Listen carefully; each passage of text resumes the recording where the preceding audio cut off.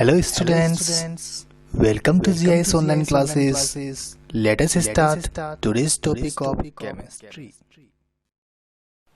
Hello students, the next topic is a reaction of metals with salt solution and or displacement reaction. हम पढ़ रहे हैं chemical properties of metals. Chemical properties of metals में last lecture में हमने पढ़ा था reaction of metals with water, and दूसरी रिएक्शन जो हमने पढ़ी थी वो पढ़ी थी reaction of metals with oxygen या फिर एयर. थर्ड रिएक्शन है reaction of metals with salt solution और displacement reaction. What is meant by displacement reaction? जो मेटल होती है वो किसी सॉल्ट सॉल्यूशन के साथ रिएक्शन करके, जैसे मान लीजिए हम यहाँ पे सॉल्ट सॉल्यूशन लिखें, ये ए बी टाइप का कोई सॉल्ट सॉल्यूशन है. ए बी टाइप में ए यहाँ पे केटाइन है जो कि मेटल है और बी यहाँ पे नॉन मेटलिक स्पीसीज है. This is aqueous solution of salt. ये सॉल्ट का एक्वस सॉल्यूशन है. तो यदि इसके अंदर हम मेटल डालेंगे और मेटल यदि हाई रिएक्टिव है, यदि ये मेटल हाई रिएक्टिव है, देन हाई रिएक्टिव मेटल क्या करेगी? High reactive metal displaces less reactive metal present in the salt solution. ये लेस रिएक्टिव मेटल होगी यदि, तो ये हाई रिएक्टिव मेटल इसको डिस्प्लेस कर देगी, और यदि ये मेटल हाई रिएक्टिव है, ये लेस है, तो डिस्प्लेस नहीं कर पाएगी. और यदि ये डिस्प्लेस कर दे तो फिर रिएक्शन क्या हो जाएगा? Metal displaces less reactive metal present in aqueous solution of salt. तो फिर यहाँ पे कंपाउंड क्या बन जाएगा? एम बी यहाँ पे बन जाएगा, प्लस ए जो है ये यदि लेस रिएक्टिव मेटल है, लेस रिएक्टिव मेटल, तो ये क्या हो जाएगी? यहाँ से सेपरेट हो जाएगी. और जो नया सॉल्यूशन बनता है एक्वस सॉल्यूशन ऑफ सॉल्ट, यहाँ पे बन जाएगा एम बी टाइप का. ओके स्टूडेंट्स, तो यहाँ हम यदि मेटल की reaction aqueous solution of salt से करवाएं. एक्वस सॉल्यूशन ही क्यों लिया? एक्वस सॉल्यूशन मींस वाटर में बना हुआ सॉल्यूशन. हमने एक्वस सॉल्यूशन क्यों लिया? क्योंकि पाउडर के साथ रिएक्शन नहीं होगी. यदि सॉल्ट का पाउडर हमने लिया, उसमें मेटल डुबोई, तो उससे कोई रिएक्शन नहीं होने वाली है. तो उसका एक्वस सॉल्यूशन लिया जाएगा, उसमें मेटल को डिप करना है. और यदि मेटल हाई रिएक्टिव है, if metal is high reactive then it's displaces less reactive metal present in aqueous solution. और यदि ये खुद लेस रिएक्टिव है, मतलब इसकी पावर कम है और वो हाई रिएक्टिव होगी, तो लेस रिएक्टिव मेटल उसको हटाने जाएगी तो वो नहीं हटेगी. Okay students, so high reactive metal displaces less reactive, then formation of aqueous solution of new salt takes place here. और ये जो लेस रिएक्टिव मेटल थी ये बॉटम के अंदर जमा हो जाएगी. तो ये ए हमने लिख दिया इसको, रेस रिएक्टिव मेटल जो कि डिस्प्लेस हो चुकी है. These type of reactions are known as displacement reaction. और इन रिएक्शंस में आप नोट कर पा रहे हैं कि हम यहाँ पर देख रहे हैं ये मेटल हाई रिएक्टिव होगी तो लेस रिएक्टिव को हटाएगी. यदि ये लेस रिएक्टिव होगी तो हाई रिएक्टिव को नहीं हटा पाएगी. तो लेस रिएक्टिव मेटल और हाई रिएक्टिव मेटल को हम किस तरह से डिटरमाइन कर पाते हैं? क्या कोई इसका मेथड है? जी हाँ, हमने पढ़ा था चैप्टर नंबर 1 में. इसके लिए एक तरीका होता है, एक सीरीज बनी होती है मेटल्स की, उसको बोलते हैं हम रिएक्टिविटी सीरीज, जो कि रिएक्टिविटी के डिक्रीजिंग ऑर्डर में होती है. मतलब नीचे से अप टू डाउन मूव करेंगे तो इंक्रीजिंग ऑर्डर में होती है. तो आइए देखते हैं फिर से एक बार क्या होती है रिएक्टिविटी सीरीज. चैप्टर नंबर 1 में हमने पढ़ा है रिएक्टिविटी सीरीज क्या है. It is reactivity series of metals जिसमें high reactive metal less reactive metal को आइडेंटिफाई कर पाएंगे आप, और उसकी हेल्प से किसी भी तरह की डिस्प्लेसमेंट रिएक्शन को आप परफॉर्म कर सकते हैं, क्योंकि उसमें आप रिएक्टिविटी को कंसिडर कर सकते हैं. तो आइए देखते हैं reactivity series. This is the reactivity series of metals, जिसमें ऊपर से ये मेटल्स आपके सामने हैं. Lithium, potassium, barium, calcium, sodium, magnesium, aluminium, zinc, iron, cobalt, nickel, tin, lead, hydrogen, copper, mercury, silver, platinum और गोल्ड. ये मेटल्स की रिएक्टिविटी सीरीज हैं, जिनमें यहां पर एरो लगा हुआ ऊपर की साइड में, मतलब रिएक्टिविटी इंक्रीजेस. नीचे से ऊपर की तरफ रिएक्टिविटी इंक्रीज हो रही है, ऊपर से नीचे की तरफ रिएक्टिविटी डिक्रीज हो रही है. और डिक्रीज होते होते लास्ट में ये जो प्लेटिनम और गोल्ड आपको दिखाई दे रहा है, ये नॉन रिएक्टिव मेटल्स होती हैं, इसीलिए इनकी ज्वेलरी बनती है। ज्वेलरी बनाने के काम में लेते हैं गोल्ड को और प्लेटिनम को। Platinum is known as white gold.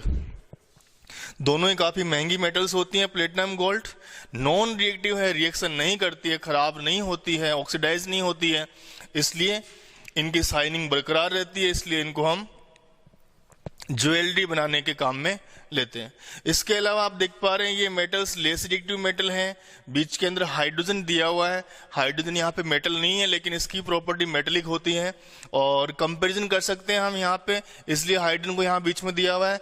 कुछ मेटल्स हाइड्रोजन से हाई रिएक्टिविटी की हैं, कुछ मेटल्स हाइड्रोजन से लेस रिएक्टिविटी वाली है। तो ये लेस रिएक्टिव मेटल है, ये बीच में मॉडरेट रिएक्टिव मेटल, और ये ऊपर जो आपको दिखाई दे रही है हाई रिएक्टिव मेटल्स हैं। ओके स्टूडेंट्स, तो इनके एक बार नाम फिर से देख लेंगे। Lithium, potassium, barium, calcium, sodium, magnesium, aluminium, zinc, iron, cobalt, nickel, tin, lead, hydrogen, copper, mercury, silver, platinum और गोल्ड। अब इन मेटल्स का कोई स्पेसिफिक चार्ज होता है, कौन सी चार्ज स्पीसीज का फॉर्मेशन वो करेगी। जब आप डिस्प्लेसमेंट रिएक्शन परफॉर्म करेंगे तो उनका चार्ज आपको पता होना चाहिए, तभी आप कंपाउंड का फॉर्मेशन कर सकते हैं। इसके लिए यहाँ पे चार्ज लिखा हुआ है lithium +1, potassium +1, barium +2, calcium +2, sodium +1, magnesium +2, aluminium +3, zinc +2। Iron दो टाइप का होता है, +2, +3। +2 का मतलब फेरस, +3 का मतलब फेरिक। Fe+2 आयन कहीं अवेलेबल है तो उसको बोलेंगे हम फेरस आयन। चार्ज कम होता है तो सफिक्स लगता है अस।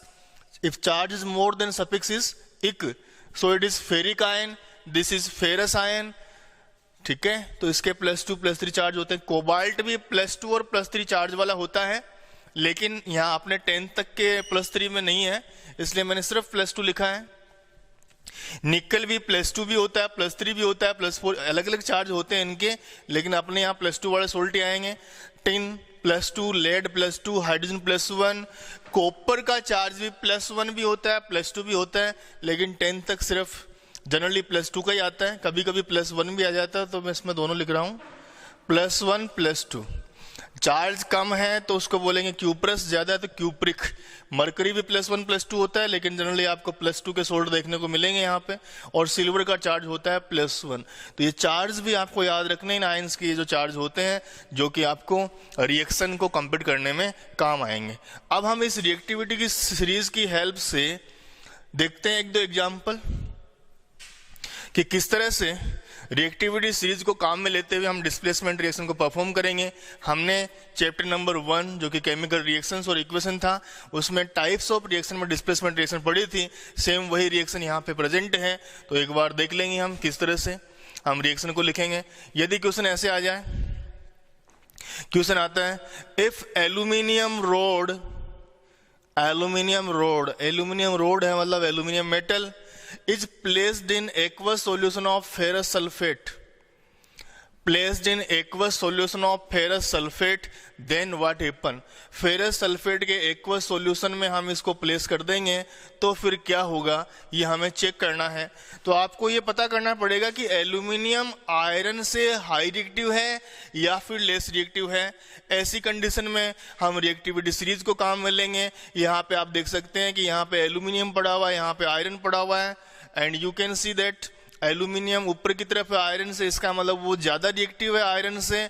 सो aluminium is high reactive then that of iron. तो यहाँ से एल्यूमिनियम क्या करेगा, लेस रिएक्टिव आयरन को यहाँ से डिस्प्लेस कर देगा।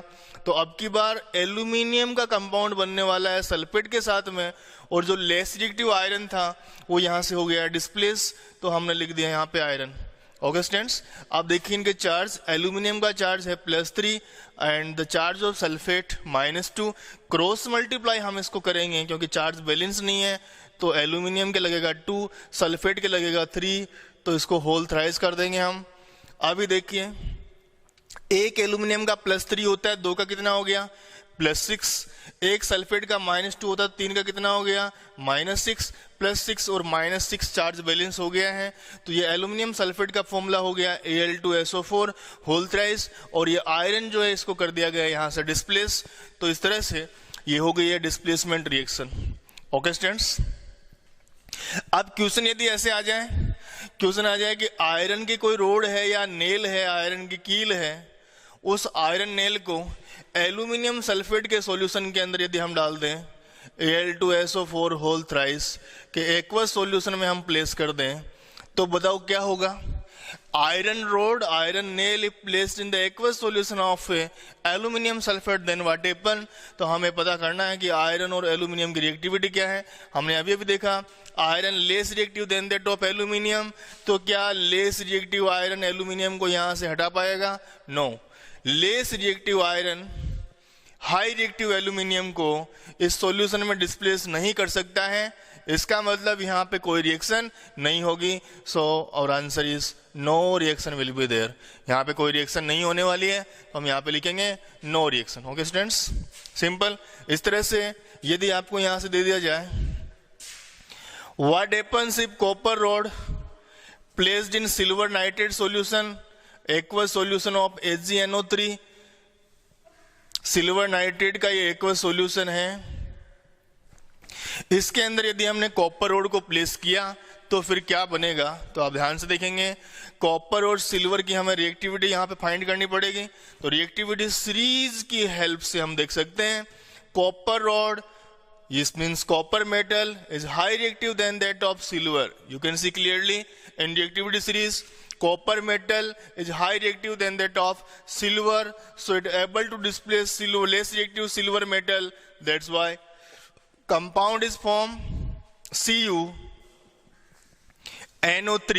Okay, the charge of copper plus 2, the charge of NO3 -1, on cross multiplying it becomes CuNO3 whole twice. CuNO3 whole twice plus यहां से कौन डिस्प्लेस हो गया, यहां से डिस्प्लेस हो गया है Ag, कंपाउंड क्या बना यहाँ पे, कॉपर नाइट्रेट कंपाउंड यहाँ पे बन चुका है। ओके स्टूडेंट्स, तो ये थी डिस्प्लेसमेंट रिएक्शन। क्या देखा हमने डिस्प्लेसमेंट रिएक्शन में, क्या होती displacement reaction. In this reaction if metal treated with aqueous solution of salt, if metal treated with aqueous solution of salt, then what happen, then displacement reaction takes place. कैसे? If the metal is high reactive than that of the metal present in aqueous solution of salt. Okay students, thank you so much.